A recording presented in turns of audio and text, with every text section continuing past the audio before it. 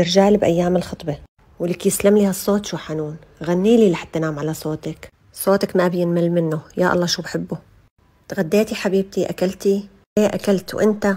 أنا ما أكلت بس شبعت من صوتك. شو بتحب بس نتزوج أطبخ لك؟ ولك أنا السم من إيدك باكله، شو ما طبختي رح آكل. أصلا بدي ريحك، ما رح خليكي تطبخي شي، وما رح خلي إيديك الناعمين هدول يقربوا عشي. أنا رح خليكي أسعد إنسانة، رح خليكي ملكة، ورح خلف منك دزينة أولاد، 6 بنات و6 أولاد، ودي إياهم يجوا يشبهوكي. قديش في نسوان بالأرض، شايفة كل نسوان الأرض، ماني شايف غيرك. بس لو أعرف شو أكلت أمك لحتى جابتك حلوة هالقد. لا تستحي مني، أعطيني إيدك لأمسكها. أنتي رح تصيري مرتي وأنا رح صير جوزك. حبيبتي ديري بالك على حالك، أمان تغطي منيح وكلي منيح من شاني، والله بحرق الدنيا عشانك. وبعد الزواج وطي صوتك أحسن ما أخفي لك إياه. فضحتينا بالحارة، صوتك مثل الجاروشة، صوتك لآخر الدنيا موصل.